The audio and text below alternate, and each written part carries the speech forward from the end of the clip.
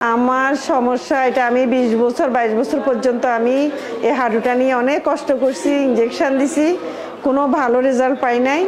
আসসালামু আলাইকুম, আমার নাম সেলিনা বেগম, আমি মিরপুর থাকি 11.5। ওইখান থেকে আমি স্যারের ফেসবুকে এই বিজ্ঞাপনটা দেখার পরে আমি আমার হাজব্যান্ডকে বলি যে আমি এই স্যারকে দেখো একটু কি অবস্থা। তো উনি দেখে ওনার কাছে ভালো লাগলো, ভালো লাগার পরে আমাকে এখানে নিয়ে আসার পরে আমি স্যারের সাথে আলাপ করি। স্যারে আমাকে এমআরআই করতে বলছে। এমআরআই করার পরে আমার স্যারে আমার এই ডিসিশন দিয়েছে যে আপনি লেজারের মাধ্যমে এটা অপারেশন করতে হবে। এটা কোনো কাটা নাই, ছিঁড়া নাই, কিছুই নাই, এটা মাত্র লেজারের মাধ্যমে করছে। আমি আলহামদুলিল্লাহ অনেক ভালো পাটা নিয়ে।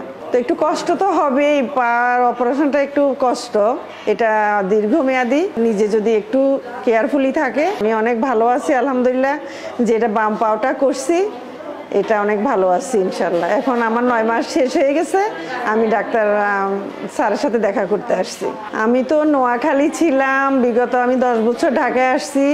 নোয়াখালী, মাইজদ্বীপ, ফেনী, সেনবাগ আমি অনেক ডাক্তার দেখাইছি, কোনো ভালো রেজাল্ট। যদি আমি কয়েকটা ট্যাবলেট খাই ভালো থাকি, ইদানিং সপ্তাহখানিক বা মাসখানিক, এরপরে আবার ব্যথা হয়। কিন্তু ইদানিং আমার 9 মাস আগে প্রচণ্ড ব্যথা হয়েছে, পা ফুলে গেছে। তারপরে আমি এই স্যারের নিউজটা পাই, তারপরে আমি স্যারের সাথে দেখা করি, যোগাযোগ করি। অক্টোবরের 14 তারিখে 9 মাস শেষ হয়েছে।